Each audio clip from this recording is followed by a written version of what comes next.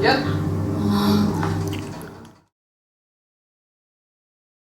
Welcome to Tales of Transformation. This is a place where we explore spiritual teachings, healing, and inspirational stories. So let's get right into it. Cool. Okay, so we watched your documentary together. So at 6 weeks old, well, you were born in Sri Lanka, and at 6 weeks old, you were adopted by a white Swedish couple. And then you left Sri Lanka at 8 weeks old. Mm-hmm. So let's start there. We'll start at my adoption. Yes. As a baby. Yeah. All right. Well, so yeah, I was born as a set. I came as a set. I was a twin. Yes. Right. I am a twin. Yeah. And so separated at birth, adopted, came to Sweden. Boom, new life. Right. All right. So where do you want to start? Okay. So actually, I first want to say that I have been thinking of doing podcasts, this kind of situation, for a while. But then after I spoke to you and I asked you a million questions about your story, I was like, I have to do it just so I can have this story out there in the world. Because I was like, you're so amazing, this is so inspirational. Like, even if one person can listen and see how you don't take on a victim mentality, because that whole process was, as you know, you were adopted by a white couple, so it's very obvious to you that you were adopted, and it's unmistakable. And so you would have experienced a lot of feelings of not belonging, etc. And you are just not a victim about anything. No, I can't be. It's true that a lot of adopted people in general have this strange, like this sense of detachment from their surroundings, from a sense of who they are, society, their own family, because they were born different, or like born within another family context. Anyways, for me, that's never been the case, because I was always very confident in my own family, because I was always very supported and loved and everything like that. So it also doesn't help me to take on this kind of mentality like, oh my God, look at me, I'm struggling with all of this. Not trying to take away anything from people who are actually struggling with their identities, because I know it's hard. It's not easy. But for me, maybe it just follows along the lines of what I usually think of as always trying to do the best of every situation possible, right? You can't control what happens. You can only control your relation to it and how you approach it, right? Yeah. So let's talk about your Swedish parents and why Sri Lanka? Why did they go to Sri Lanka? Because actually, after you said this is really common, it happens a lot here, I googled it and I was like, oh my gosh, this is a huge thing. Like in the 80s, a lot of Swedish people adopted from Sri Lanka. So what inspired that? Was there like a pivotal event that pointed a big arrow towards Sri Lanka for a lot of Swedish couples? How did that happen? Not sure, but it was like, it became a trend. Late 70s and then 80s, adoption was a really big thing. The difference between the 70s and the 80s was that in the 70s was a lot of like actual children being stolen and sold to like couples or whatever. That did not happen to the same extent during the 80s. So for us, it was kind of different. So yeah, Sri Lanka, many people adopted from Sri Lanka, and India, and Colombia, Chile, South Korea. Yeah. I think those were the major ones. So where I grew up in a very small town in Sweden, we were a lot of adopted people actually, considering the small population of the town. Yeah. And I'm not sure why they chose Sri Lanka, exactly how it went down. Not really too interested in it either. I just know that, hey, I got selected. I won the jackpot. But I do know that they were enlisted in other countries too. Okay. So they had I've seen papers on South Korea, Chile, Colombia. So the usual suspects, right? So they might as well have ended up adopting from there instead. Okay. And then, so when they arrived, obviously, as you mentioned, you're a twin. Do you want to speak about where we went? Yeah, sure. Okay, so when we were born, our parents were super poor, so they couldn't really afford to keep us. So they had to put us up for adoption, and a friend of the family helped them like find the orphanage and stuff like that. And then there was a family living in the village that heard about this woman who gave birth to twin boys, and they needed a son because they only had daughters. They went to the orphanage, they saw us, and the oldest daughter of the family got to choose which one of us to pick. Yeah. You know, like choosing a puppy. Yeah. So they chose him she chose him because he was more light skinned, which is more attractive there. And so, which meant that I was left behind, and just like a few weeks later, my dad and my mom here from Sweden came and they got me. Yeah, he was adopted by a domestic family there, like, right? Yeah. And they took you home here to Sweden at 8 weeks old. Yeah. Mm-hmm. And what is your earliest memory of recognizing or having this knowing that this wasn't your birth family, or that other people had a different family structure to yours?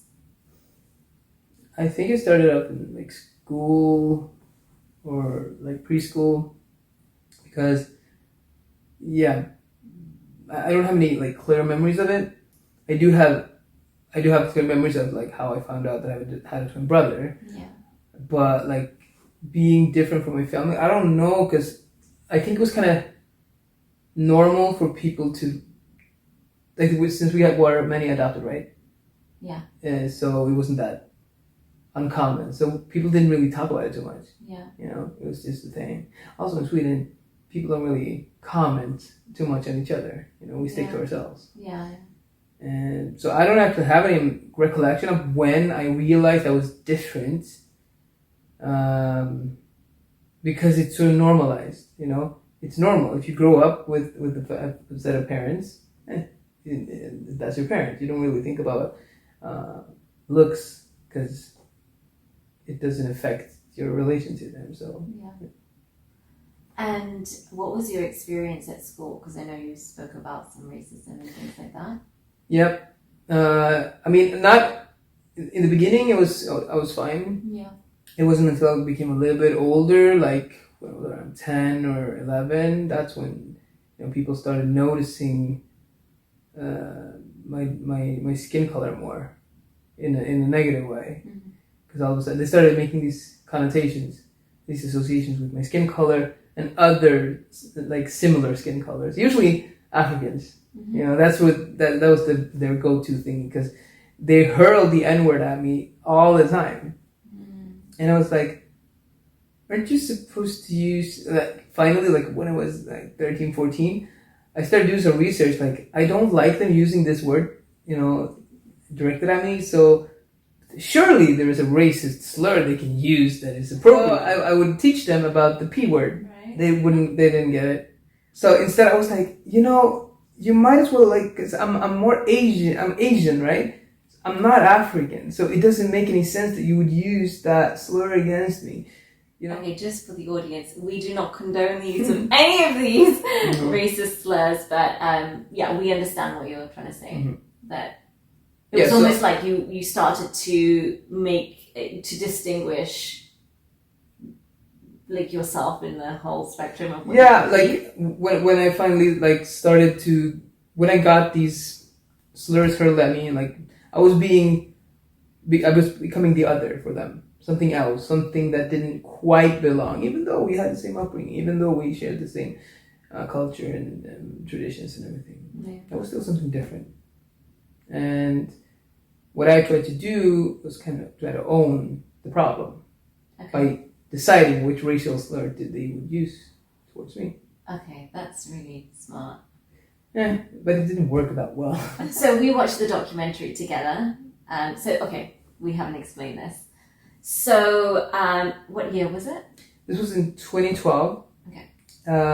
So I applied for this TV show where if you get picked up, then they will take you to your country of birth, They will help you look for your biological family and your roots, basically, to get a fuller sense of who you are and where you come from. Yeah.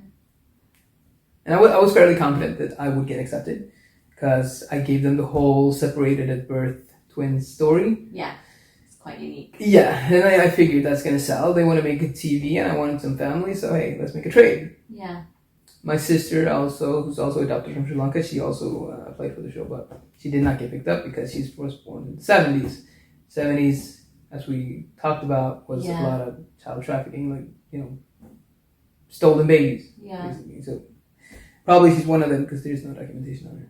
Okay, so just to make that point clear, you were adopted in the 80s, and she would have come in the 70s. She would have come in the 70s, and so there probably wasn't as clear a trace because it wasn't her parents just willingly. No, exactly. There was no documentation, and her. There was this guy in Sri Lanka who was handling all those adoptions, and he's like still in jail now. Okay. Like all this documentation was burned to the ground. Like, yeah, it was a huge thing. That's really sad. Yeah, it is. It's really sad. So there's a lot of people who are never going to find out anything about their history, background, and it sounds harsh, but they will have to learn how to live with that because it's impossible not to. Yeah. Yeah.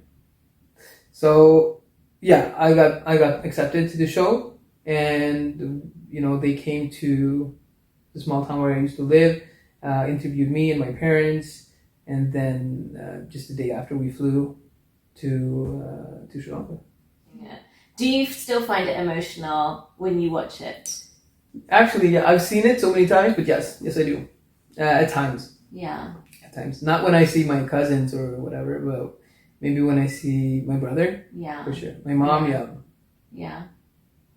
So in the documentary, you initially go to. They take the lead of the place where you were adopted from, don't they? And then they find that house, and your aunt and your cousin is living there. So you meet them, and then they give you a lead for your mum, and you end up going to Colombo. Yeah, we went to Colombo first. Yeah. Yeah, and then you follow this trail, and they find your mum. In the northwest, in Kalpitya. Yes, in the northwest. So she's very far away from Colombo. So you take a little van and you go all the way up there. One of the things you were saying is like it was a very intense process. It wasn't like you got rest or anything like that. It was like one emotional hit after another. Do you want to talk a bit about that? So yeah, obviously they're on a schedule. Yeah. The whole TV production. So there was very little rest. We shot all day, came back to the hotel, had some dinner, went to sleep. I usually threw myself in the pool just to clear my head, and then wake up in the morning, eat breakfast, go out and shoot again. It was like very little time for me to just actually relax and just process everything that I was going through. Yeah. Seeing all these people, new faces, accepting them as family as they were doing to me. It was exhausting, but I went with it. I was young, I was excited, didn't have anything to lose, so what the hell. And I was already extremely exhausted when we went up to Kalpitya to see my mom. And I'd grown so accustomed to having the producer with me at all times, the production assistant with me at all times, even the host of the show with me at all times. So I expected them to be with me all the time. Yeah. Even when they had me waiting, you will see that they go to investigate certain things. They will have me waiting at one spot. And in the show, it'll seem like I'm waiting for 2 minutes at maximum. In fact, I was waiting for like 45, an hour and a half. Yeah. And alone, not completely, I had the production assistant with me. He was really cool. Kept supplying me with water. Yeah. And, I got to see some scenery, play with the local kids that were gathered around. And, just wait. That was excruciating, really. Yeah. But then again, then I, the host would come back. He would tell me all right, are you ready to shoot? I was like, yes, I've been ready for a while. And then we walk and see my mom. Yeah. Which was actually, I found that really emotional watching. Did she know that before the host and everyone went to speak to her, did she know you were coming, or was that day, that moment, before you were then brought towards her, was that when she found out? I don't know, actually. I have no idea. Because I know that they did the research beforehand, so they could actually make a show, which I had no idea. But other than that, I'm not really sure. I don't know the specifics of what they researched. She seemed very shocked. I mean, surely, even though she might have been pre-warned that, this dude is coming, that used to be her son. I mean, obviously, she didn't see me for 26 years, so of course she's going to be shocked either way.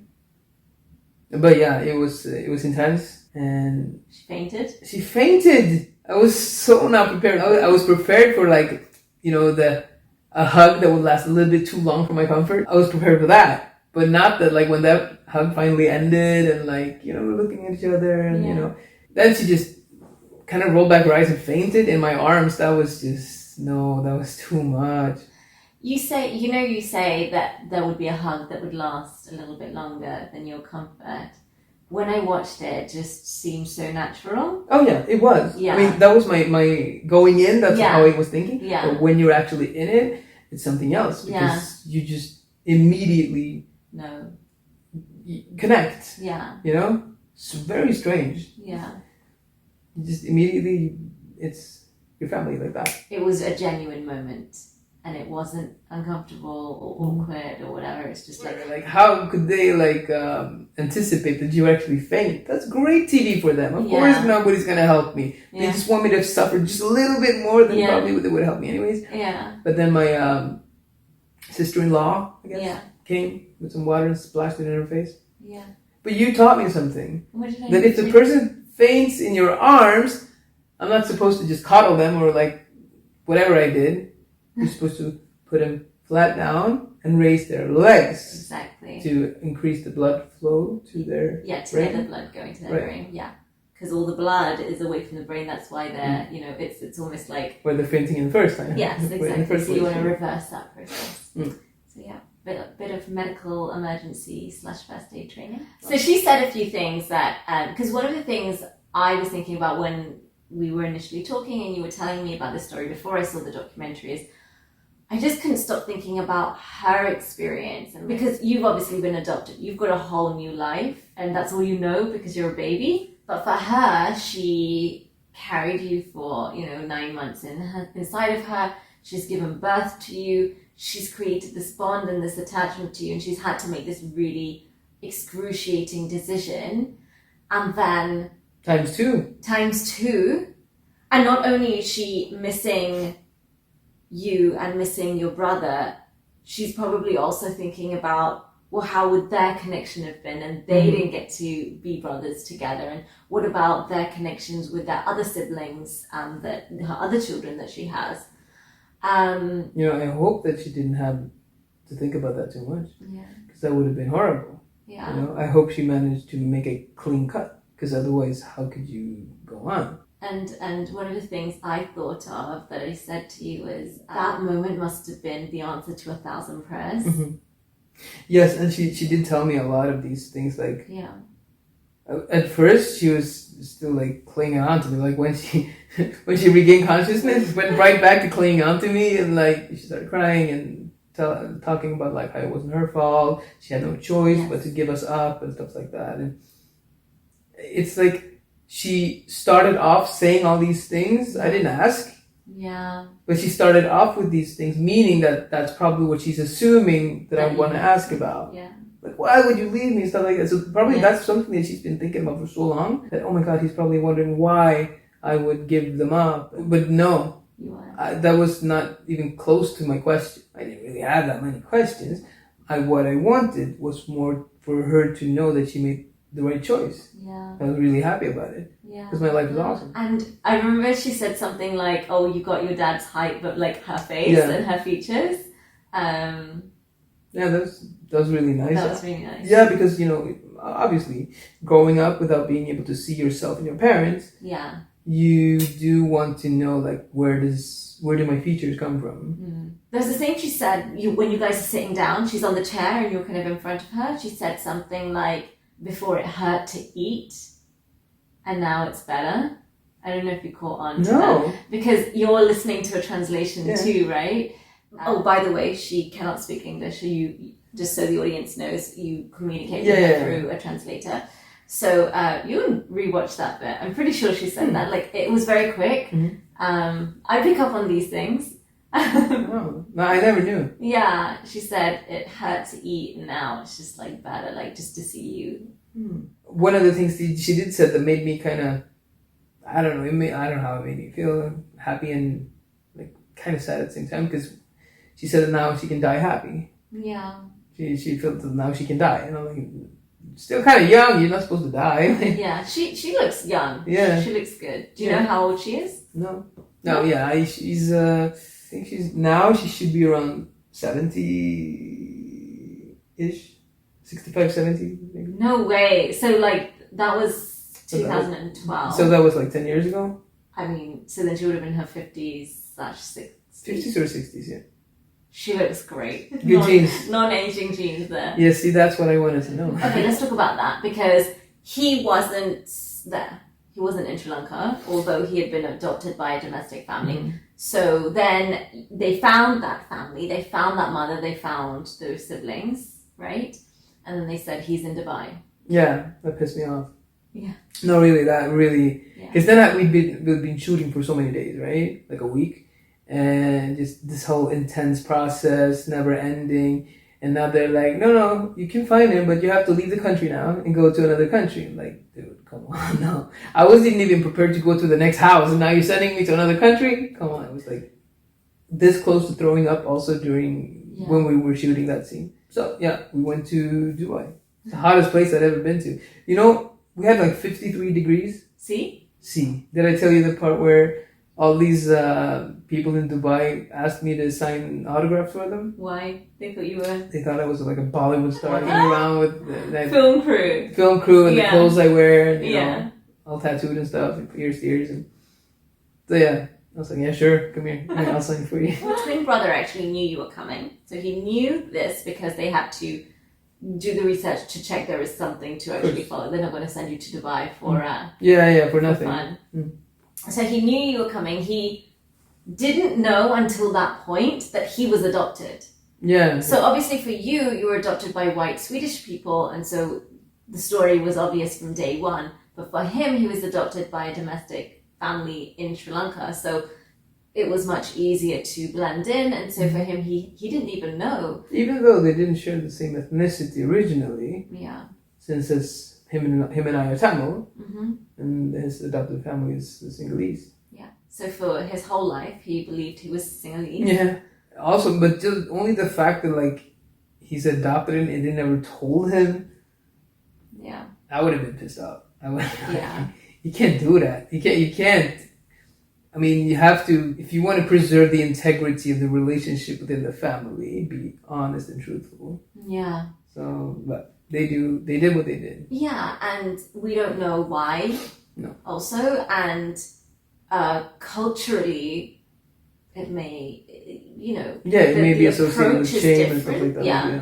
The approach to these things is different. It's kind of like, oh, well, let's just under the carpet and carry on. And obviously that's not how you were raised, because you were raised in a European... That scene of you and your brother, you held on to him.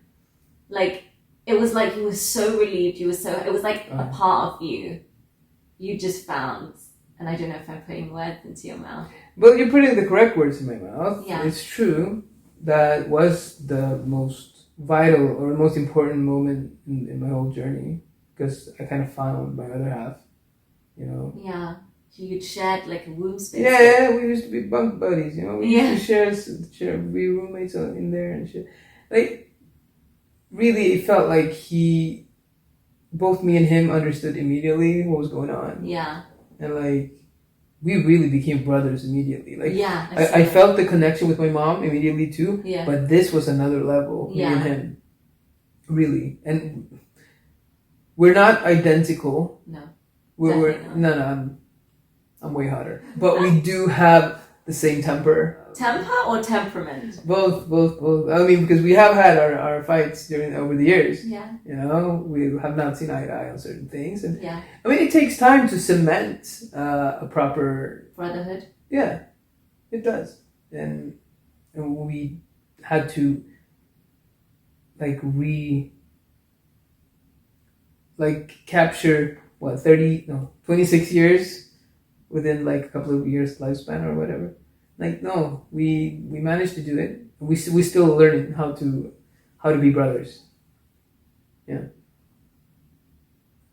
And it was almost like, even for him, it was a huge relief. It was like this unconscious knowing that there's something else. He seemed so relieved. Yeah. He seems so relieved. Do you want to tell us about the point in your childhood where you asked your Swedish mum about whether you had someone out there? Sure. Yeah. Okay, so my mom tells the story way better than I do. Okay, give it your best I'll do it. storytelling skills. So when I was a kid, I was about 6 years old, and I used to get these high fevers whenever I was sick. So I was running a really high fever, like 40 degrees C, as you say. Anyways, so I was running a high fever, and it was the middle of the night. My mom don't know what she was doing, changing me or something. Not changing me. I was 6 years. I didn't have a diaper at 6 years old. Putting your PJs on. Maybe something was up. Yeah. I was sick. Anyways. They would definitely have been like silky, Yeah, silky PJ. She would take care of me, and I had just had a dream. So in my dream, there was somebody that kind of looked like me. I didn't see a clear figure, but it felt like somebody that I belonged with. Mm-hmm. And it was a brown skin, in a way, who was calling out to me. Mm. But calling out to me in a way that I couldn't understand. So obviously we were speaking different languages, right? So I asked her, I told her about this dream, and then I asked her if there's anybody out there like me. Yeah. And she froze. She was like, she got goosebumps. Yeah. And that's when she realized that this is when I tell him. Yeah. So she told me that I'm adopted. Well, told me the whole adoption story. Yeah. I kind of realized I was. You know? Yeah. Yeah, Mom, I see that we're not. Then that I had a twin brother. Yeah. And other siblings too. Yeah. But the twin brother thing was the one thing that stuck with me. Because it felt more special. It felt more important. It felt more, intimate, if you can call it that. I think the thing is, from our conversations, that your journey with being who you are and your brother's journey with being who he is, and then finding out very much later on that he was adopted, and perhaps that adds to your perspective of how fortunate you are over the last 12 years, 10 years since you've met him, been able to really put that into perspective and see what his life and his role and his experiences have been versus yours. And that's obviously going to give you this gratitude for your journey. See, gratitude is an interesting word. Yeah. It's a word that I've come across a lot during my upbringing. Okay. So I would get it all the time from all kinds of people, like, oh my God, you must be so grateful to your parents that they came there and they took you on and whatever. And I always felt kind of uneasy whenever I'd hear that. Okay. Because if you're a parent, I would never expect my children to be feel like gratitude or be grateful for me being their dad. Yeah. No, it's normal. It's what it's supposed to be. Yeah. It's, I mean, nobody would go to them and be like, you must be so grateful that you have your dad. I mean, that would be kind of megalomaniac, right? Like, okay. Look at me. Yeah. No. Dad of the century. Yeah. No, so for me it was always like, why should I be grateful? I love that. For being a kid. Yeah. You didn't choose it. They chose you. Yeah. If anything, because they were like, hell, we want that Yeah. thing. If anything, they should be grateful they got me. I probably used the wrong word. No. you used it correctly also, because I did actually start feeling a bit more grateful when I did compare myself to my twin brother. Yeah. Because it's like, obviously I will. Yeah. Because, it's human nature. Yeah. So, and he did. And oh, yeah, for sure. Yeah. Not with the same outcome, like. Yeah. But yeah, and I did feel like I could appreciate Yes.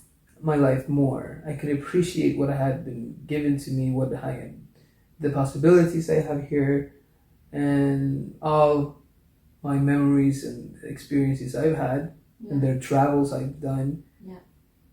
Of course, could never have been done otherwise. So yes, I did get an appreciation and a sense of gratitude. But not gratitude to my parents. No. My parents are my parents. Yeah. Gratitude towards just life. The laws of determinism, the universe, a higher being. Yeah, that's what I was serendipity. I don't know. Because all of this, like from my perspective, feels like I was saying, like our soul chooses our body, it chooses how we look,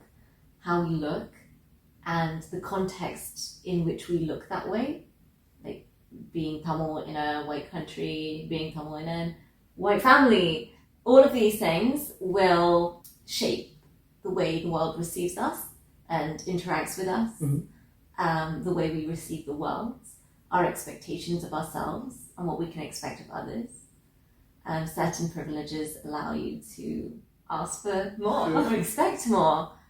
It's interesting that you do bring it up, though. That our soul chooses how we look, who our family is, because through that family, our soul expands through all the lessons, through those kind of the ways that we are kind of bound in that structure, or we may be in many cases bound in that structure, and we are bound to people who we may not choose if they weren't within that structure with us.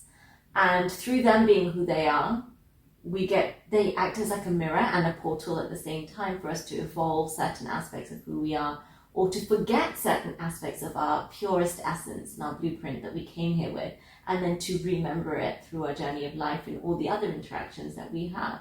So you got this, your soul like was like, you know what, I'm going to choose a few things, I'm going to throw it all in there, like there's going to be a huge amount of expansion and growth and learning from not just the family that chose me, that raised me, that I call my home, but also my birth family, and interacting with them as a man who's already coming in with perspective and experiences and stories and ideas and expectations. And then because many of the things you believe from being raised in Europe, in a European family as a European, are going to be very different to what you may have believed and adopted as your truth if you were raised as a Tamil in a Tamil family. So your soul was like, I'm here for an adventure. Yeah, obviously. Yeah. And I'm very happy that selection was made. Yeah. You mentioned how we're perceived by our surroundings, right? Yeah. And the thing is, that's always something that I've struggled with growing up. Because when you're adopted, and you grow up in a set of like cultural norms and values that are like the same in general, especially where I'm from. Yeah. But there's something that makes you stand out, something physical that makes you not fit in perfectly. It means that no matter where I go, I'm always going to be perceived as something different. Yeah. They're not going to see me for who I am. Usually if you see a white Swedish person, you would know like, okay, that person celebrates Christmas and Midsummer and drinks påskmus for Easter and, do all these typically Swedish things. Yeah. When they look at me, like somebody who don't know me, they're not going to think that. Which means that my interaction with people is always going to be kind of tainted by prejudice. Yeah.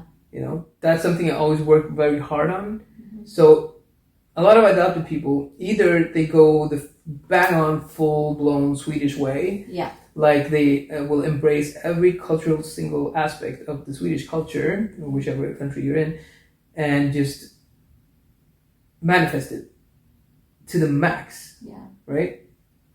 Or they will feel that it's a futile endeavor and go the other way instead and embrace their origins. Yeah.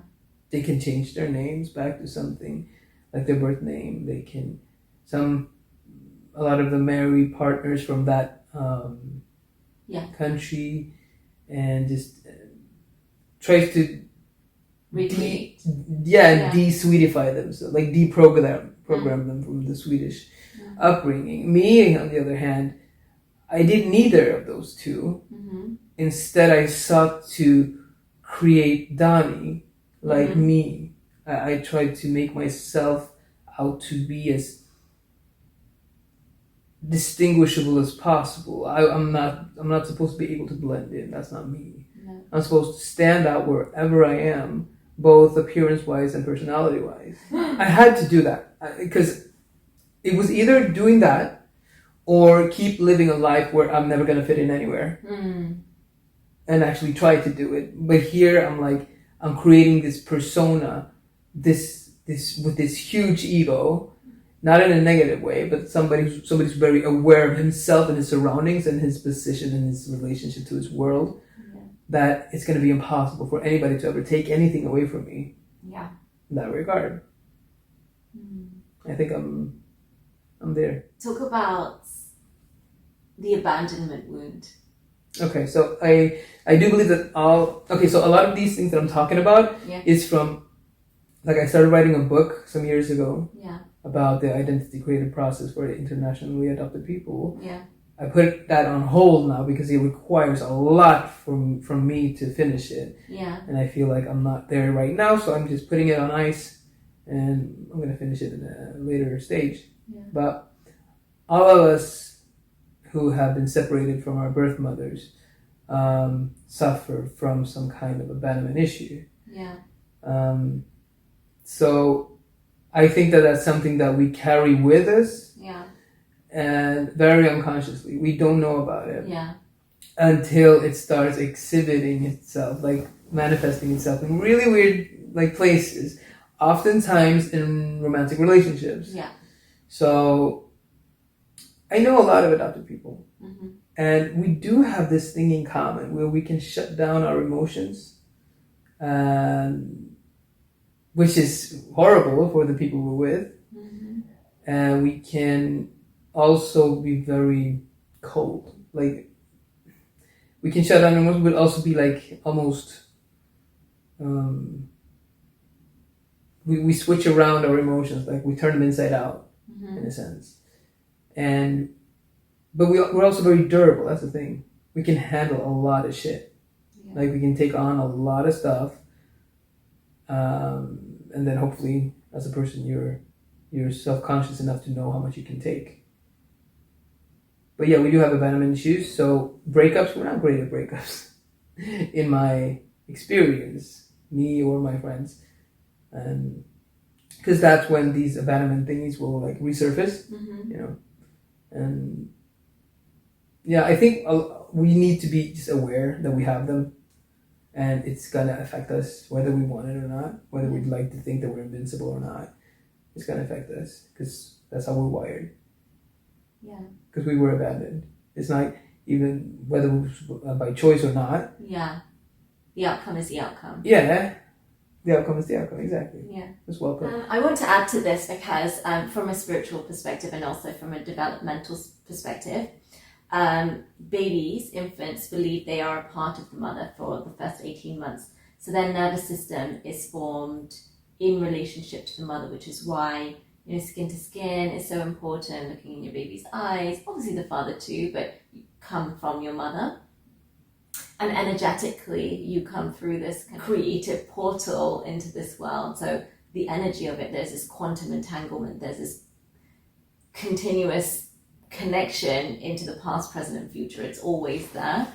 So even if someone didn't know they were adopted, for example, your twin, they missed out on that essential process of their nervous system developing fully with a present mother who's loving, who could soothe them, who could feed them, who could look into their eyes, who could make skin-to-skin contact, who could pick them up when they were crying and things like that.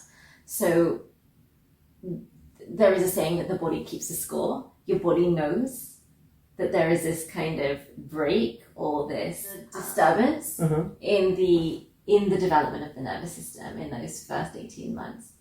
And so, yeah, it makes sense that there are these abandonment wounds that then play out in the most significant relationships, which are, finding a life partner. Yeah.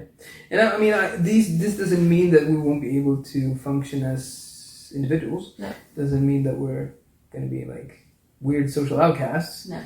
But it does mean that we need to be aware of these things.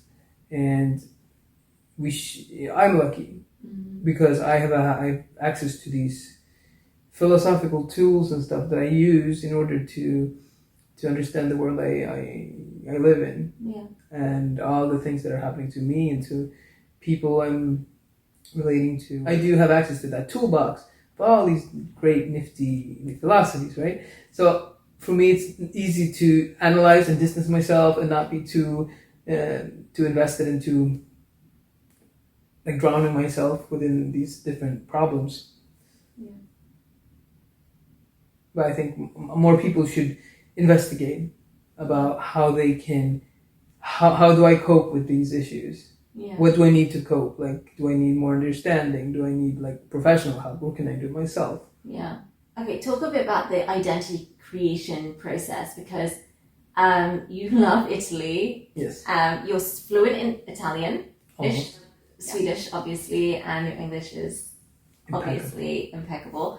I have learnt vocabulary from you. Yeah, that was like the highlight of the year when I actually got to teach you some English grammar. Like, oh my god. So yeah, you have a really strong connection with Italy, and you started traveling there as a child with your Swedish parents, and you found that a lot of the ways you express yourself were mirrored in the Italian culture and in your love of food and exploring food and all of those things. And actually that makes a lot of sense, because I do find Tamil people are quite expressive, and Italian people are quite expressive too. And so that part of you obviously needed some placement somewhere, and Italy was a place, and you have a massive love for Italy. Do you want to tell us more about that? Yeah, sure. Okay, so my travels to Italy started when I was like 2 years old. My parents used to take me there, and we spend the summers there, and I'd fall in love, as a kid with the country, with the language, with everything. Then I started like developing friendships, and like my closest friend, he's 10 years older than me, so I was like 15 and he was like 25 when we started hanging out in Italy. And so he became this kind of big brother / mentor to me. He would introduce me more and more into, like, deeper into the culture of Italy, particularly the food and wine arena, but also music and helping me develop the language skills and everything. So it was like I attached myself to this family, so I felt at home. Every time I came to Italy, I feel at home. Yeah. And when you're at home, you feel relaxed. And when you're relaxed, you optimize yourself. You're more potent, I'd say.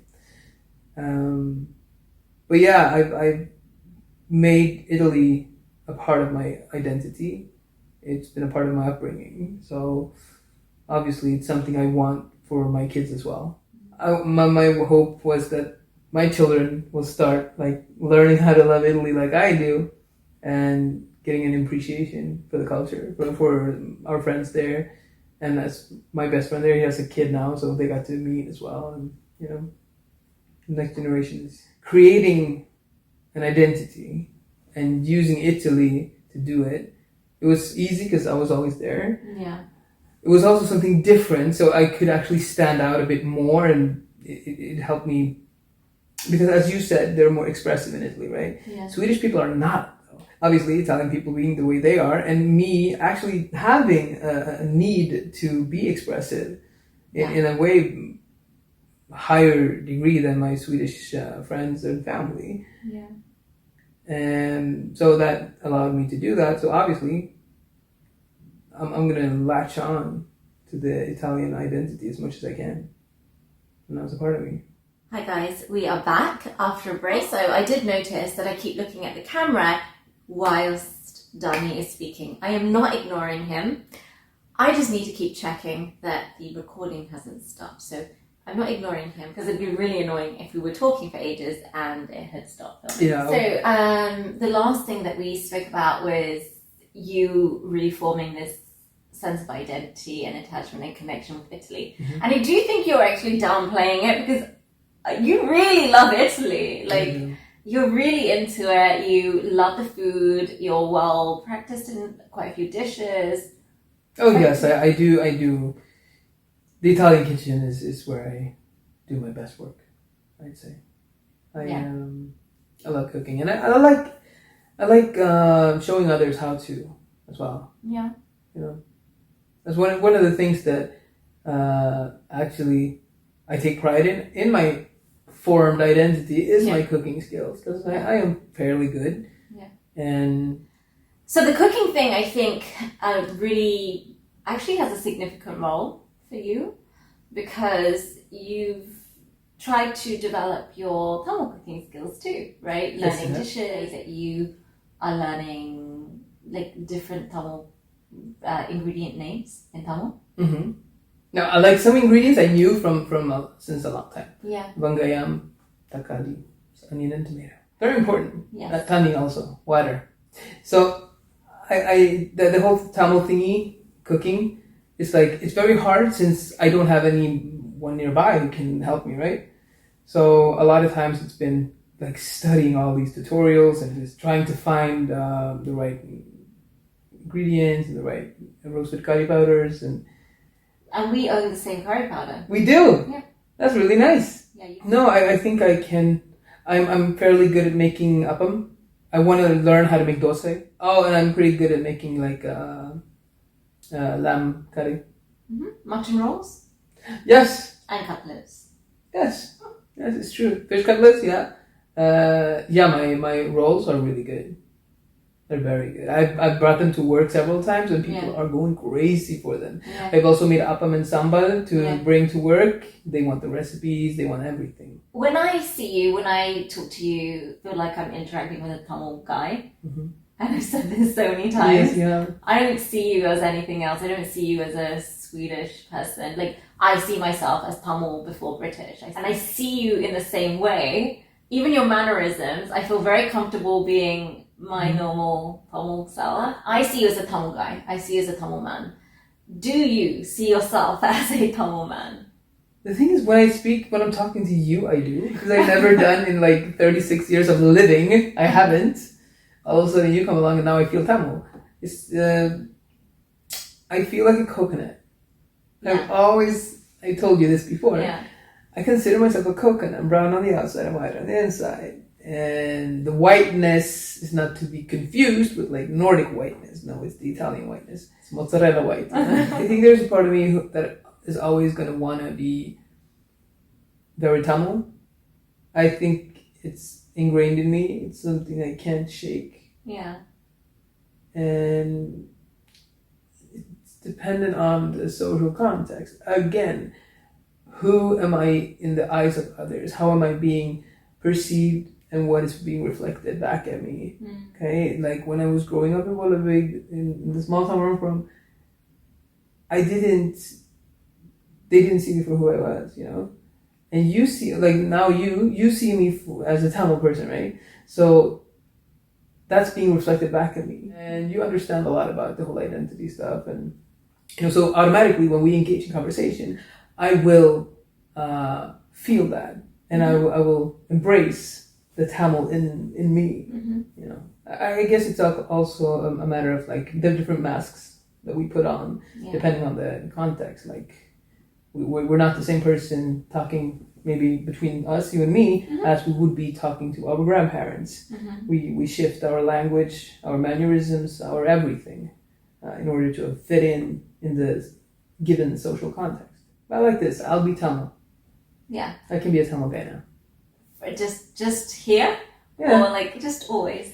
Always it's difficult because Yeah. since I will need the validation Okay. that you can actually provide because you are actually Tamil. Yes. If I don't have anything to grasp onto, latch onto, I'm gonna fade away. Or not fade away, I'm gonna regress into the Swedish/Italian ways that I have naturalized. Though I would like to naturalize the Tamil one. So when you describe yourself as a coconut, my response is, but you're like a circumstantial coconut. Mm-hmm. It's like situational. It was inevitable that was the best you were going to get in terms of your relationship with your Tamil identity or your brown skin, etc. Because that was the context that you were raised, in which you were raised from like 8 weeks old to 6 weeks old, actually. A part of my other role is doing energy work, feeling people, feeling where their stagnation is, feeling who they are. If you had been raised in a Tamil family, I feel like you'd be the most Tamil guy out there. Like, you would be very proud, you would be very fluent, you'd be culturally very Tamil, which is why I do feel, and it's almost like I want to go to like the records, like of all of the parallel realities and just watch one of the streams of you being raised in a Tamil family, and maybe a Tamil family that leaves Sri Lanka and is, a part of the diaspora in Europe or North America, etc., and just see what kind of Tamil man you would have been, because that's the version of you that I relate to. That's how I'm relating to you. I'm not relating to you as a coconut. I just do not see that. Okay, Tamil language. How do you feel about where you're at with it? Like a drunk baby.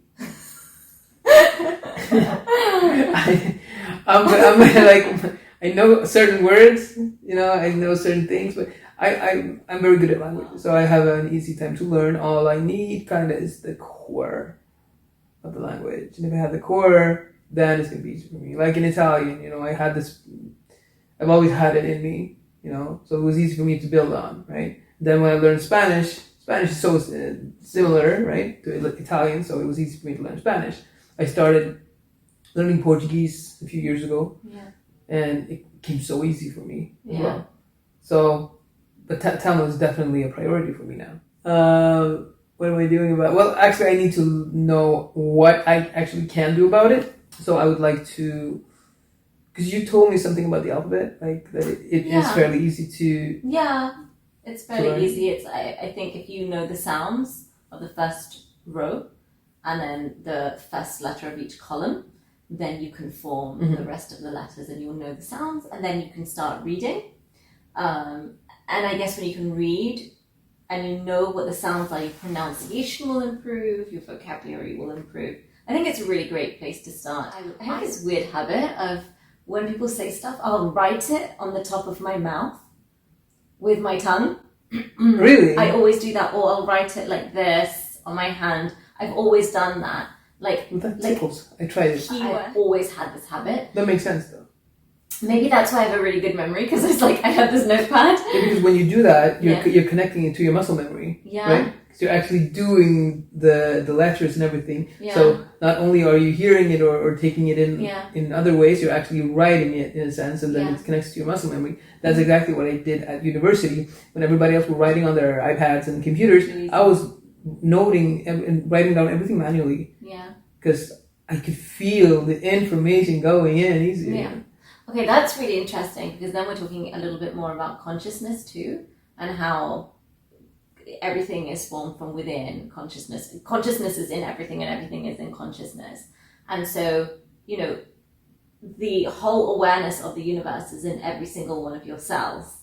Yeah. So like when you touch something, you're not only touching it, but you're receiving the touch. Like there is a two-way communication between the two touch points. The paper isn't thinking and breathing just like we are. It's still made of God. It's still made of creation. It's still within creation, and creation is within it. So when we make those contact points between these living parts of ourselves, we're becoming that information, and we're like being an expression of it. It's like an embodied transmission of who we are. So that's my tip: learn the alphabet. I know who I'm going to ask now. Who? ChatGPT. Oh, yeah. So why not use it for personal development as well? I'm not a big tech fan. Dani is also a singer. It's must true. add. Okay, tell us about that and how potentially you can relate that into your identity forming process, because your journey of forming who you are in relation to your world and all of those things is much more magnified than for someone who isn't adopted. It's something you're aware of.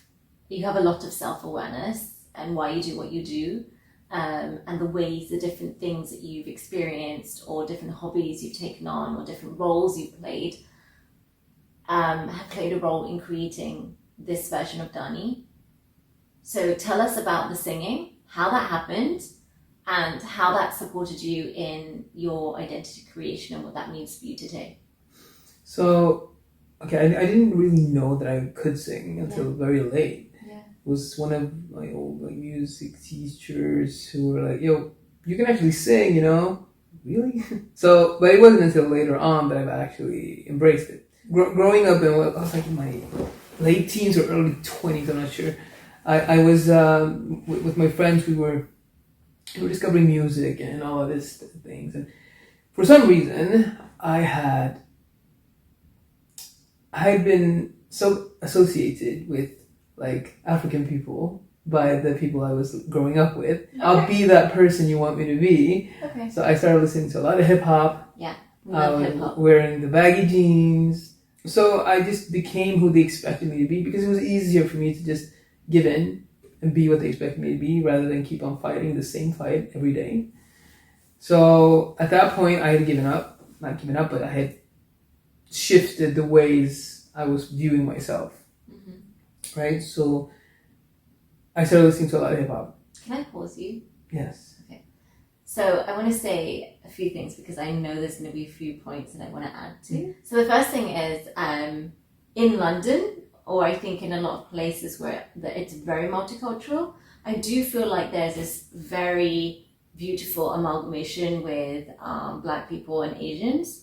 A lot of the friends that I've had as I've grown up have been Black, have been either African or Caribbean.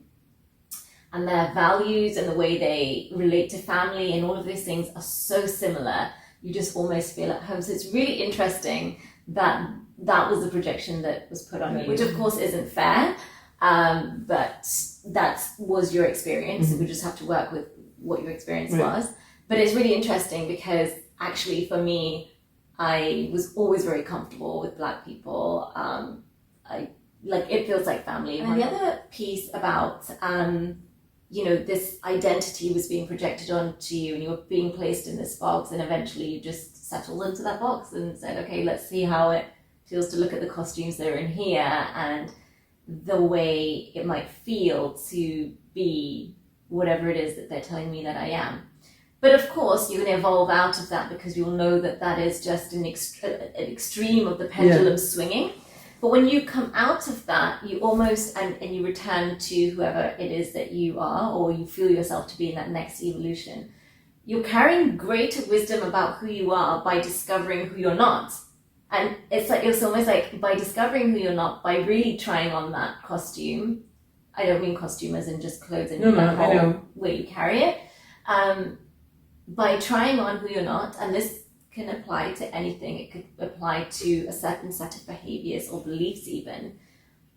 And you really give it a go. You believe it and you take it on as if it's true. And then you shed that layer and you come back to your center point.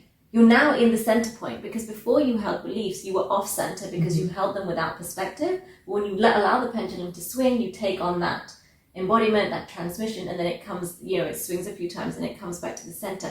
Now you have the wisdom of all this full spectrum experience.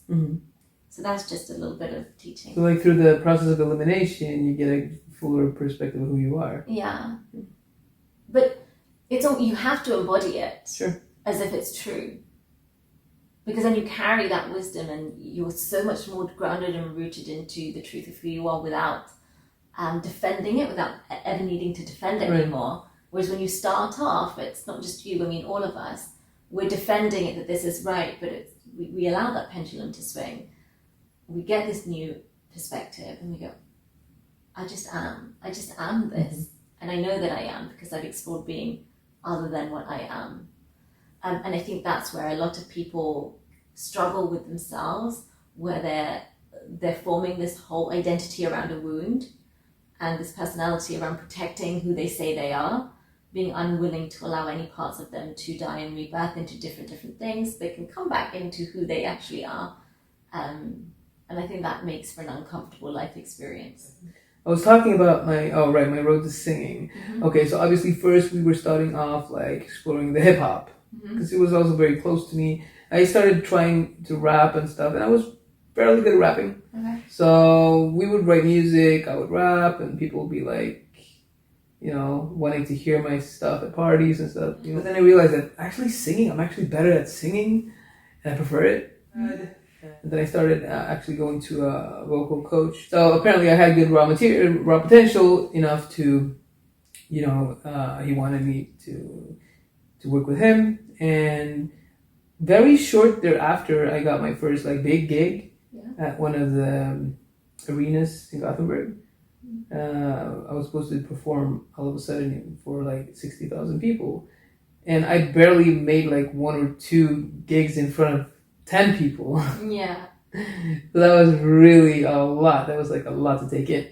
So the center attention piece, where and how do you think that became a part of who you are? And what made it different in doing it through singing? So, firstly, I've always needed the spotlight, the attention. Abandonment issues. Yeah. That's foundational, right? So I'm always going to have that. So obviously I'm going to need some kind of validation for who I am because I've been abandoned, even though I might not be conscious thinking. So, but also since my baby brother, who's also adopted but from Romania, okay, he always demanded insane amounts of attention because of his disorder. Like he has a diagnosis, he has infantile autism with severe mental disorder, like that's his diagnosis. Yeah. So he was hyperactive and he would require attention 24/7. And, no matter how old we got, he was always like 2 years mentally, Yeah. So he would never develop in that sense. So since he demanded so much attention, I had to become even louder. And I had outside of the home. Yeah, everywhere. Yeah. I had to get my dosage too, right? Yeah. So wherever I could find it, wherever I could entertain people, like, yes, now you're looking at me, now I'm getting your attention. Yeah. Wherever I could, I did. And apparently, as I was growing older, I realized I'm kind of funny too. So I, started always making jokes. Also using it kind of as a defense mechanism. Preemptively using my skin color and stuff as a joke basis, because then you preemptively, you neutralize it. Yeah. Singing is from a communication or an art form. You convey a certain something to other people. I like that. The whole conveying of the communicating of feelings and emotions.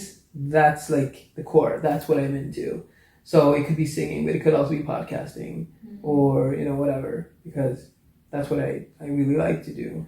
So tell us about how it feels to form family, because your idea of family is very different to many people's.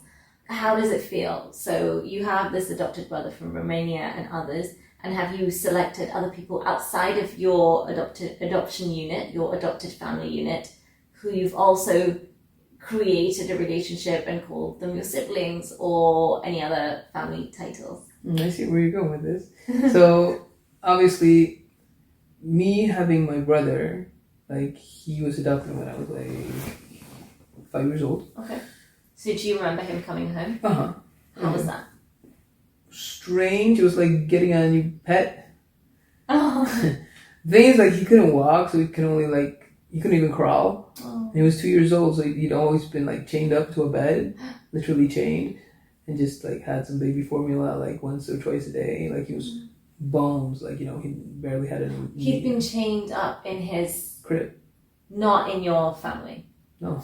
This is Usually what he was, the situation. This is in Romania, there was a situation where the regime there had made it impossible for they like, I think they made it illegal with abortions and stuff, so women were forced to carry out pregnancies, and then these children they couldn't take care of them, so a lot of them ended up in foster care and orphanages. So my brother was one of these kids. Oh, no. And you know, orphanages were horrible. My father traveled alone to Romania to adopt him. My mother, she had already said, like, she never flies, so she flew once. That was back and forth from Sri Lanka to get me, but never again in her life. So my dad went alone.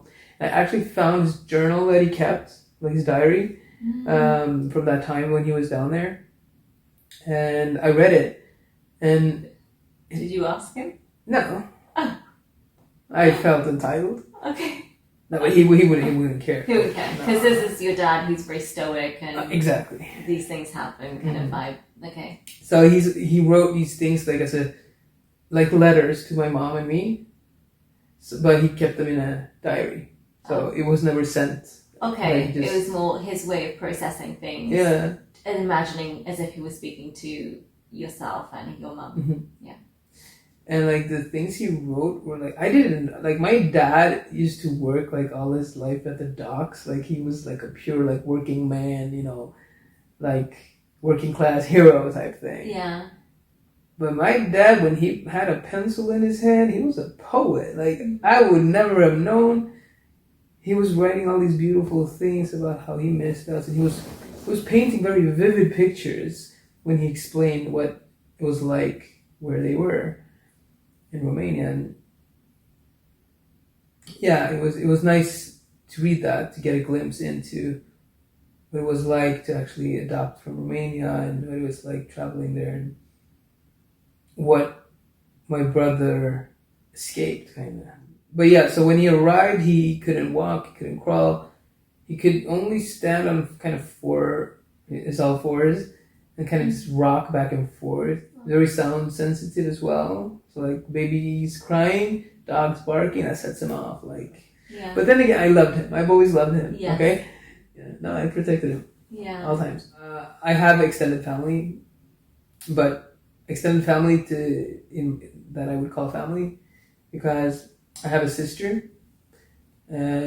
she's also from Sri Lanka, adopted from Sri Lanka, but we were never siblings in the conventional way. But the conventional way is still blood way. So the other non-conventional way would be the adopted way, but even not that way. Yeah. We adopted each other as adults, basically. Yeah. She has her parents, I have my parents, but that's the thing about adopted people. Blood is not important to us. Yeah. That is not our foundation of how we perceive family relations.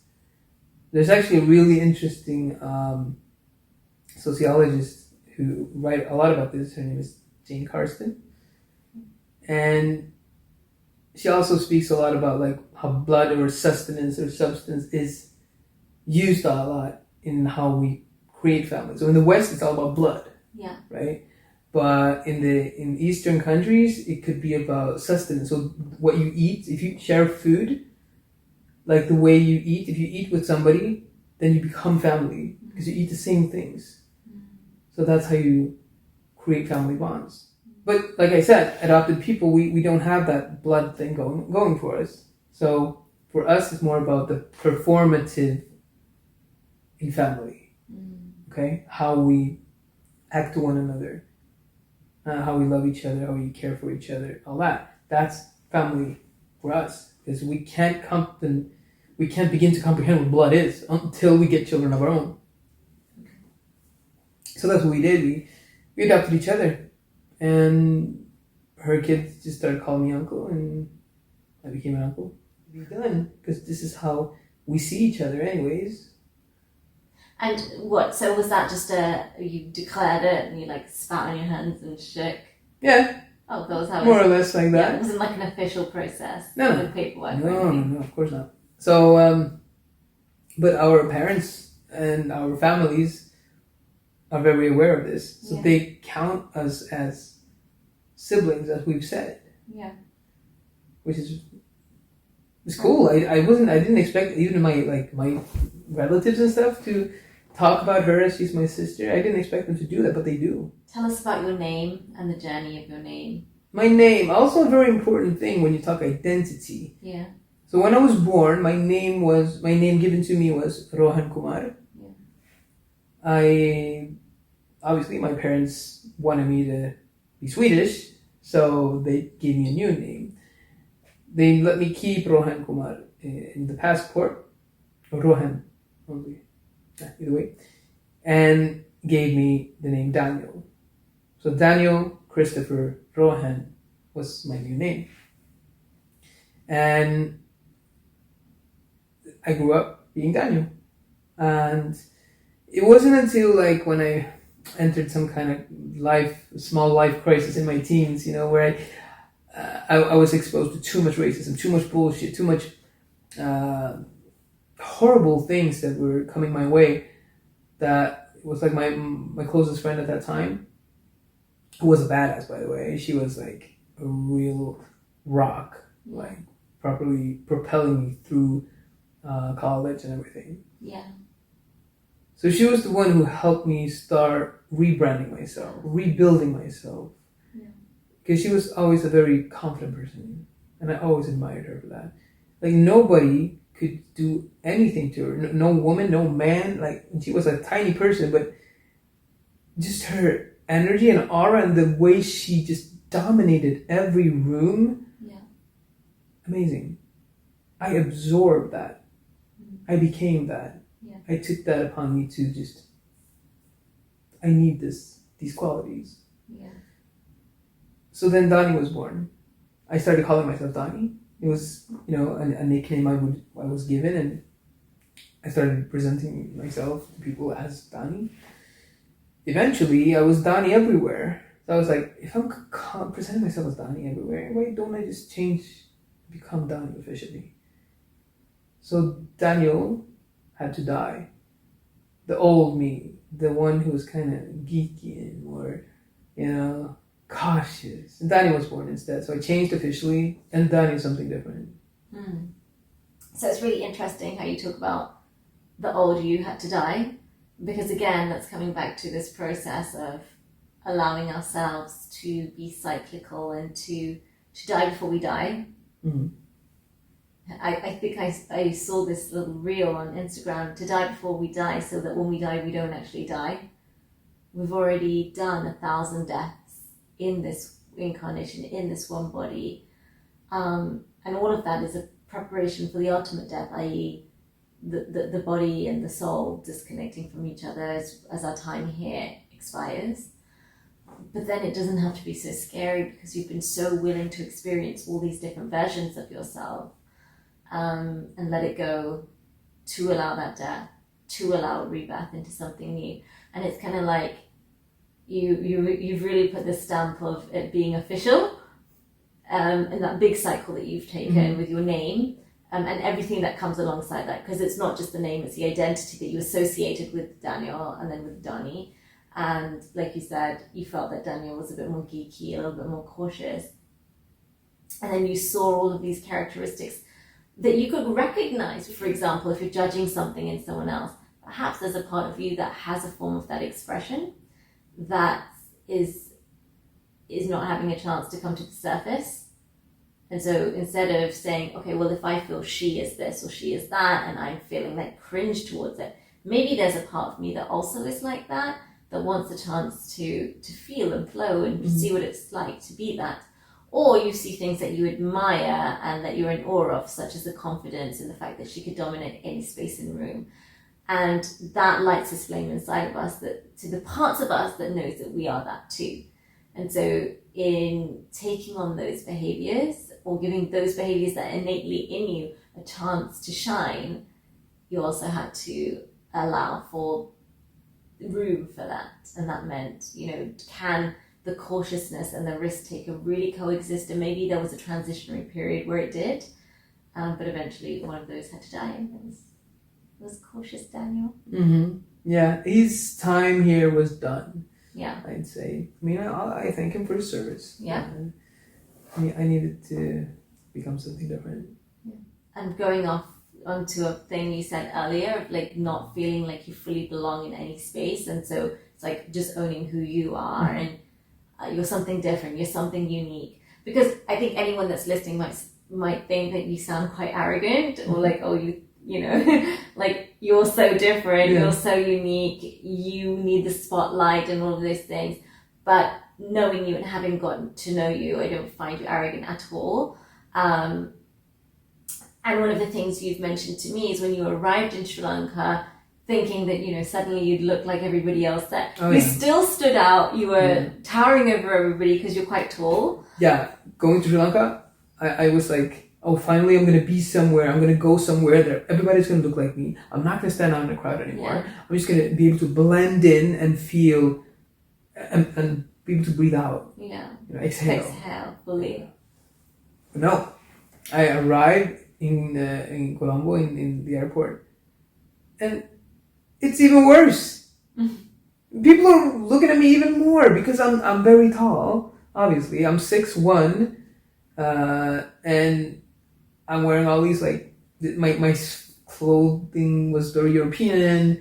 I have pierced ears, tattoos everywhere. So obviously, I was just standing out even more, and everybody was just staring at me. They were looking at me. They were whispering and pointing their finger. That doesn't happen in Sweden. Okay, in Sweden, we don't point at each other. That's so funny. So you were feeling the there goes the freak vibe. Oh yeah.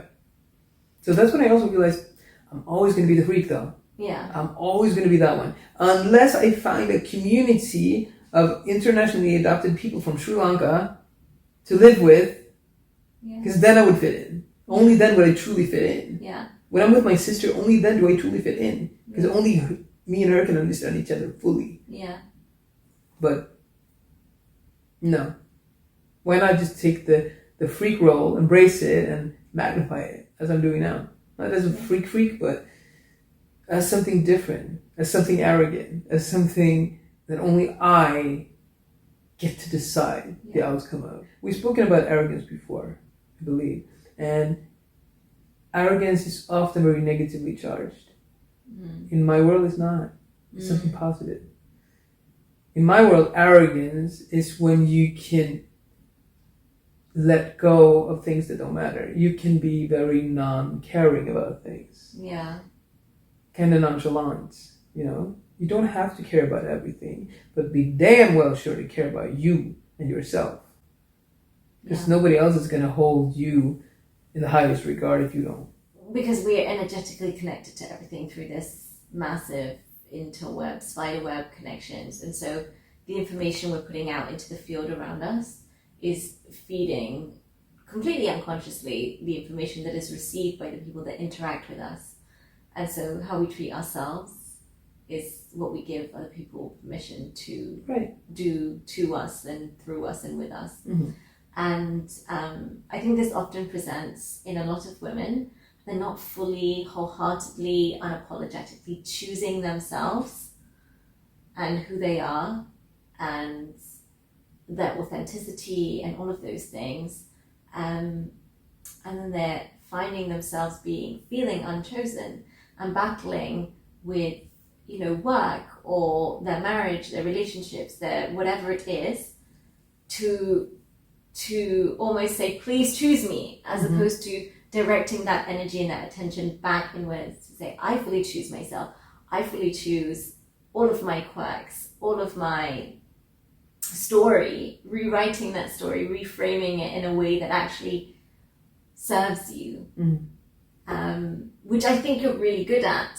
You know, what is the narrative? Owning the narrative, like who owns the narrative in this interaction, and being the one that owns it. And so coming to it, which is something you taught me, of coming to it with, it's not that I'm imposing myself within this situation, it's how can my presence here be of value to everybody? Like, being here is of service to this dynamic that is playing out. You know, I've just brought forward a gift that would have been missing if I wasn't there. Exactly. I think a lot of times we already do these things. We already we know our value in certain contexts, but not always. I've taken the example with you. What you're doing now, for instance, you're actually doing something for other people right now as we speak. You do it when you coach people. You do it through your dentistry. And when you're in those situations, those contexts, you're very, I'm sure that you are quite confident because you know what you're doing. You know what the outcome is going to be. You can see the whole process, right? But sometimes when we enter other fields where we're not necessarily super confident, it could be somebody who's supposed to start networking for the first time, and maybe they're not super confident in that area where you're supposed to like maybe be a bit more selly and pitching yourself and trying to, we just somehow we need to keep on thinking that I always have value. No matter if I have confidence in it or not, I always have value, and there's always a way for me to present it in every given context. And where do you think you source that? Because there's a voice inside of you that allows that narrative to be present. And if you were to kind of, because we all have multiple archetypes that live inside of us. Some of them contradict each other, and maybe they show up in different scenarios, in different situations, or maybe two or more parts of us are battling for the driver's seat in one particular situation, which is where I think people doubt themselves a lot and step back or fumble or fall or are judging themselves or regurgitating that day at the end of the day of why did I say that, why did I do that, because they're running so many different archetypes at once and they haven't mastered the process of correctly selecting an archetype for different situations. How do you think you navigate that process? I think I've always been very, not always, but there was a certain point where I found, I don't know, like a voice that I kind of put on repeat in the back of my head that kept saying the same thing over and over again, which is like, I have to translate it from Swedish, but the core meaning would be like, nobody is like you. Nobody's like you, because nobody can bring the value that you can. And that's true for pretty much everyone, because we're all products of very different types of deterministic processes, right? All these different factors that created you. I mean, everybody means that everybody is unique. So everybody does have something different to bring, but you need that voice to boost you, so you will have the confidence and the authority to impose yourself, to give yourself to everyone and do it like naturally, naturalize that behavior. And I don't remember exactly when that happened, but I think it started around 2016, 2017. It's nothing big that happened during that time. Maybe I was just ready. Sometimes that it just is that, and you've gone through all these processes, adversities, situations, experiences that are kind of loosening the buttons on some old programming, and then one day you're in that moment where all the energy aligns, all of the memories kind of align, and everything just clicks, and then you are that thing that you were pursuing for so long, and you almost can't put your finger on when that happened or how it happened, because it was a process as opposed to one big pivotal moment that changed it all. Exactly, because like I always say, how every day when you wake up, you reproduce yourself thanks to impressions and stuff that you had from the previous day, right? So you're still yourself, but with a little bit more information, because it's tweaked you a little bit. And doing this every single day, all of the time, keeping on reproducing yourself, in the end will bring a big change. All these small changes, eventually a big change. But it will happen so gradually that you don't even notice it yourself. And I would add here that I expect that process needs to be intentional and have a level of awareness. Because if not, you're going to be reproducing yourself pretty much at the same level of consciousness and awareness as the day before, which is why you see people who are bitter and they've not changed in the last 30 years, and they've worked the same job and they've not they meet someone that's pretty much the same as them, that keeps them the same, and they keep one another the same. Oh, yeah. And there are people like that, and that is also a possible stream. And maybe that's their path, and that this incarnation isn't one of expansion, it's just one of resting. And the next one is one of growth. And I do think that might be the case, that sometimes we come here to rest because we had a hard ride the ride before, and sometimes we come here for like real deep lessons in growth and truth. And to answer big questions of the soul, like what is love, what is freedom, what is abundance, what is family, etc. And the way we answer those questions in a more profound way is through having adversity in those realms, in those aspects of our lives. Just what I think. Sounds good. Yeah. Okay, so let's start wrapping up a little bit.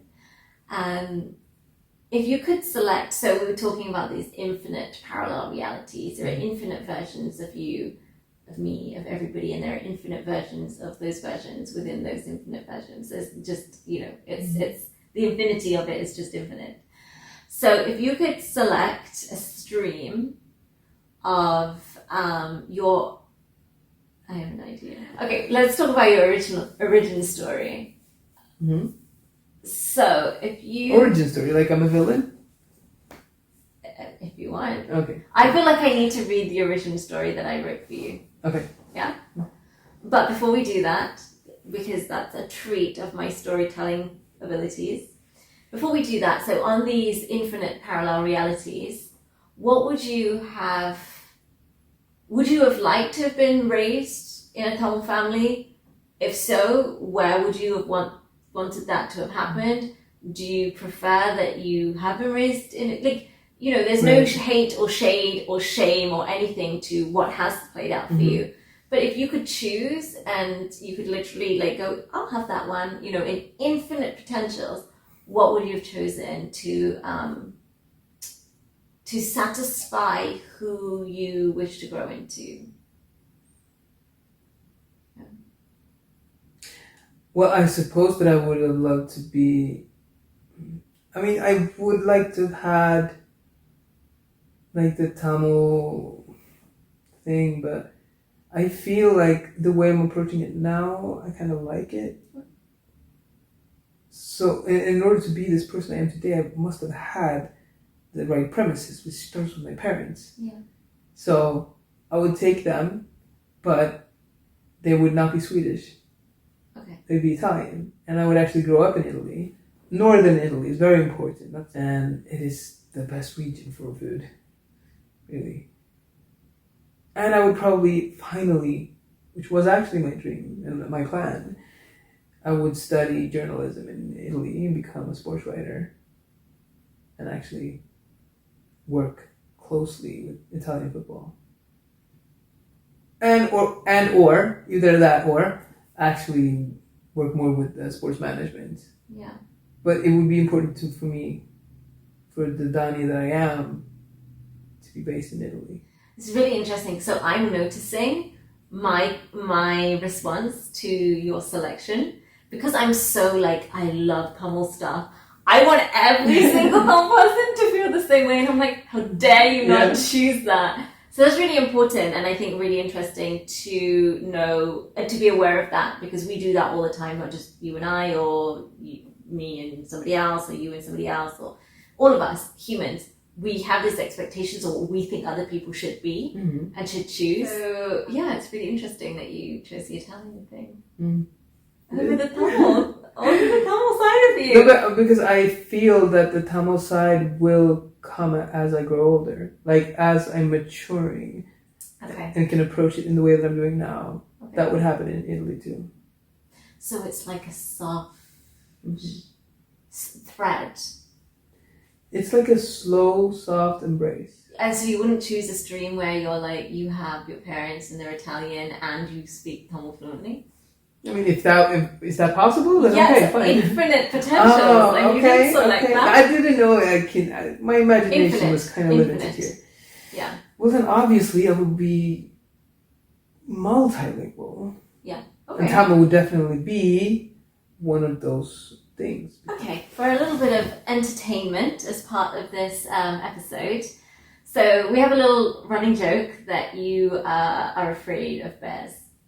That's not a joke, that's actually true. Okay. I am afraid of bears. Okay, so Dani is afraid of bears, and your joke is to emphasize on it and like bash me for it. Right, and then it suddenly came out that you used to be a salmon in your past life, and you were killed by a bear. And you guys should know, if you don't, I have very good storytelling abilities. My brain can come up with a story. In fact, it's just downloaded into me and I'm just telling it. I'm as surprised as everybody else as the story emerges in my, my awareness, and I'm like, oh, wow, well, this is happening now. So you were killed by a bear as a salmon in your former life. And I really believe in people being very engaged in play. I think that's the biggest way we learn. And actually I was reading things about children delaying their schooling age and doing a lot of play at home, and actually those children end up being much more emotionally intelligent, they end up having better memories, performing better, and having better behavior and attention and concentration throughout their lives through imagination and play. And I don't think that's something I've ever let go of, not even through effort, it's just stayed. You've maintained that too, and I think that is a part of the transformational ability, actually, because it's the ability to imagine within adversity and imagine yourself through it and actually then embody that imagination. So I was saying I found the culprit, and you asked me of what crime, and I said, well, I don't want to give you PTSD, but yeah, I sent you this little video of a bear on a swing. Right. Do you remember? Yeah. And you go, oh my gosh, the flashbacks. And I said, and I felt kind of bad for this bear, this imaginary bear, or this real bear in your previous life that was, the reason for your pain and your phobia of bears in this life. So, and there came the story. So I said I spoke to the bear on your behalf. You can do a live reaction, because I think you've forgotten the details of this story. I have. Yeah. Not all of it. Yeah, the main details are clear. Yeah. So I spoke to the bear on your behalf, and you said, what did he say? He said he got the wrong guy. Firstly, it was his great-great-grandfather that did it. Right. Yeah. And the story of your scrumptious ending, it's been passed down through his family. And as the tale goes, little baby salmon and bear were actually friends. And an unlikely but strong bond they had. So, and one day, salmon shared with bear that he would love to incarnate into a human. He wanted to be tall and have an average sense of humor. Look how kind I am to you. Can I just say something here? And an average sense of humor. I'm a funny person. I pride myself on making people laugh. Bear said that would all happen, but he had to live out his salmon dreams first. But salmon knew his physical form as a salmon was only temporary, a costume in one incarnation. What really mattered was his soul, the infinite stream that poured life force into him. What mattered was the expansion of his soul, its fullness. And he was such a wise, beautiful, sweet baby salmon, but was in service of the ultimate truth. Wow. He said he would willingly move into the next incarnation. Bear was very confused. So then salmon connected with the ultimate divine source of intelligence that creates all life. He became a channel for divine intelligence and messaging, divine intelligence and messaging to download into his awareness. This message was loud and clear. Bear, through his deep love he shared with baby salmon, would become a portal through which salmon could travel until he entered the world beyond worlds, that intangible, immaterial eternity beyond physicality, after which he may choose a new form to return to Earth. Done. It's beautiful. Here's the thing, the portal would be through Bear's open mouth. Salmon was so on board, he saw the higher purpose, but Bear was mortified.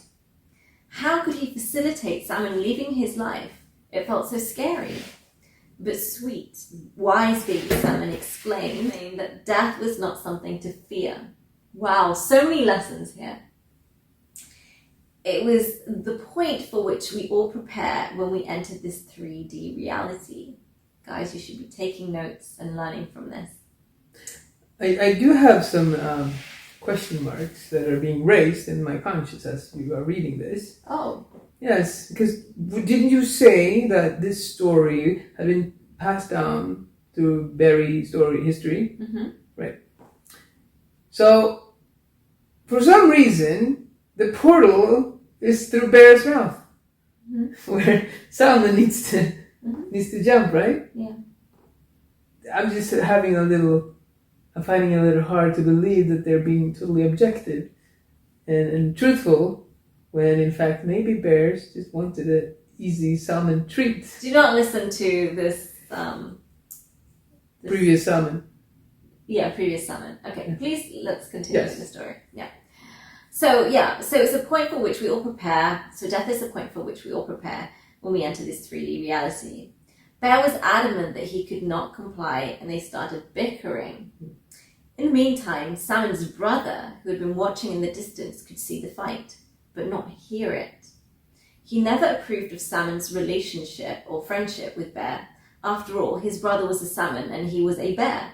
Brother Salmon was worried it would end in tears or sushi emoji. As Brother Salmon watched, he saw baby salmon doing a very strange swimming dance around Bear.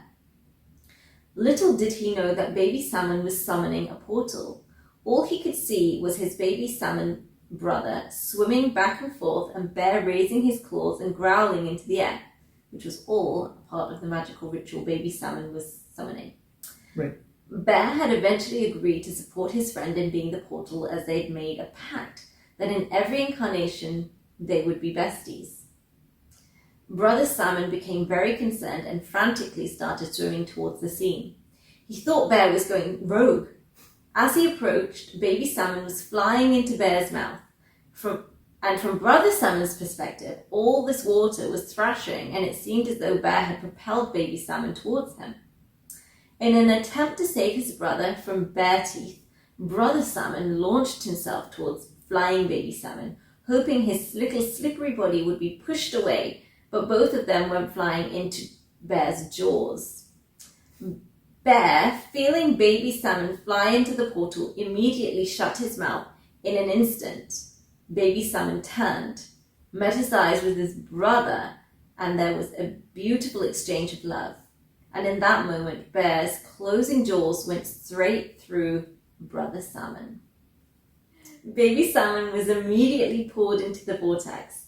The last feeling he and Brother Salmon had was deep love for each other.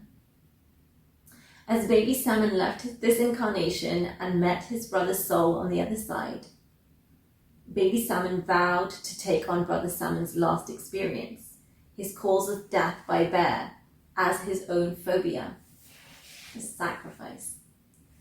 So Baby Salmon said, "Give me your fear, I will take it." And the soul of Brother Salmon willingly let it go, on one condition, that they may be born as twins in the next incarnation, and they may never get in each other's way, that they accidentally cause harm. They both agreed, under the divine love of the universe, and signed their soul contract to come back to Earth for another round as human twins who never got in each other's way. In the meantime, Bear devoted his life to rescuing little baby salmons and passed on his legacy to his descendants. You may find these salmon-friendly bears in the hidden forests, far, far away, and sometimes they come out to play on people's garden swings. The end. It's a beautiful story. Yeah. Really, I love it. I mean, the connection with the twin brothers and the... Beautiful. Perfect. Relates to your thing. I'm still having a hard time to believe that it's not bear agendaed, but... Okay. Credibility of the bearer is still questionable, but it's still a beautiful story. It is. So, from here, what is your vision? Like, you really come, like, massive full circle. You've been raised in the way you've been raised. You've met your birth mother. You've met your siblings. You have a relationship with some of them, especially with your twin brother. It's been 10 years since you met them, since you did that documentary on national TV in Sweden. And, you have more of a flow with them now. Mhm. And of course that relationship will grow, and you've had many talks with your mom, and obviously for her side of things it is a little bit more challenging because she probably has a lot to say to you, as you've said, and the language barrier makes that really hard. But you found your peace with a lot of this. Where is your next step? What is the next evolution of Rohan, Kumar, Daniel, Dani, So I would say that my quest right now is ongoing towards like a form of total freedom.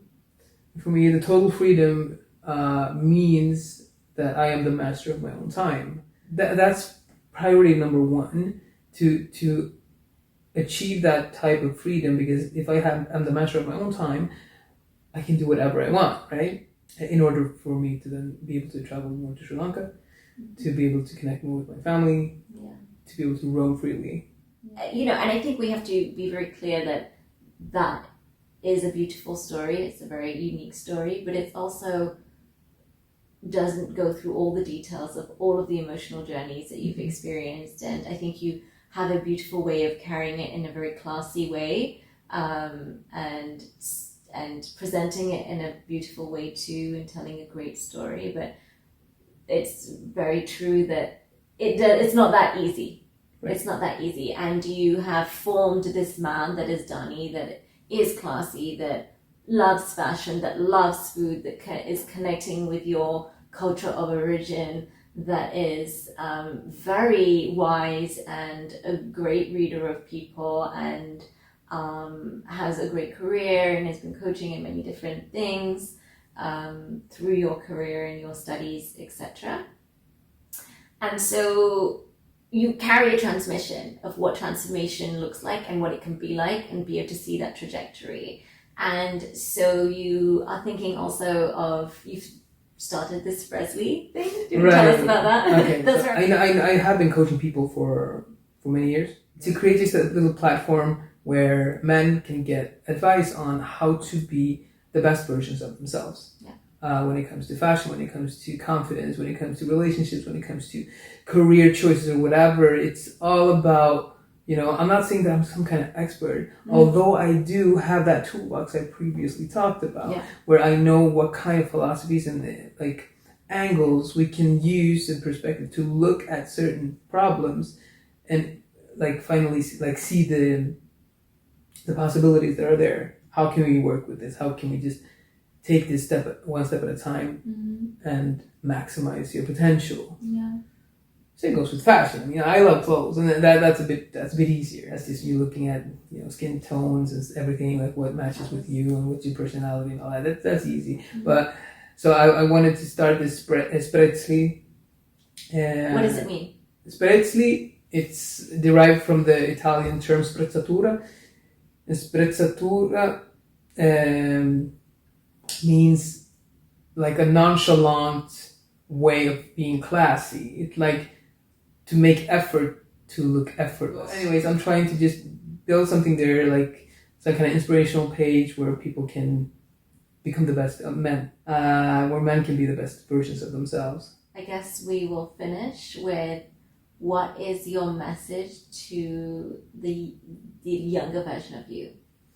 If you could say something to 5-year-old Daniel, which you would have been at that time, what would you say to him? You reach through time, you land in front of him. What do you say? Focus more in school, because I didn't focus in school, and that inhibited me. That made all of my processes take longer to start off and finish. Like, honestly, focus more, because I didn't. I wish I would have, because to carry that discipline with you, that's one of the things I have been feeling that I'm missing. Discipline. Also, keep doing sports. Like, don't quit the football team. Don't quit the football team, because you are good, and you just keep working on it, because you could be better, and that's also going to help you advance. You can stop playing golf. That's not going to.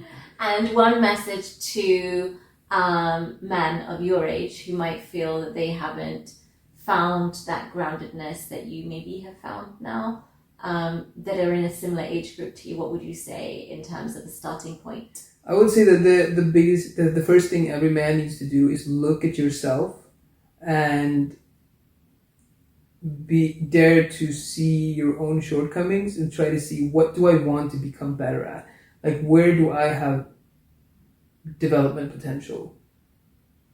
Be okay with viewing yourself in a critical light, because a lot of times men are expected just to be these domineering types that are supposed to just dominate and advance. But we cannot advance, we cannot dominate unless we know where we need to become better, where we need to grow, and actually humble ourselves in front of that we're already not, like, we're not born perfect. Amazing. So if you have enjoyed today's episode, then you can subscribe. You can right? subscribe, you can follow, you can like, and you can also reach out to me for transformational mentorship if you're a spiritual person.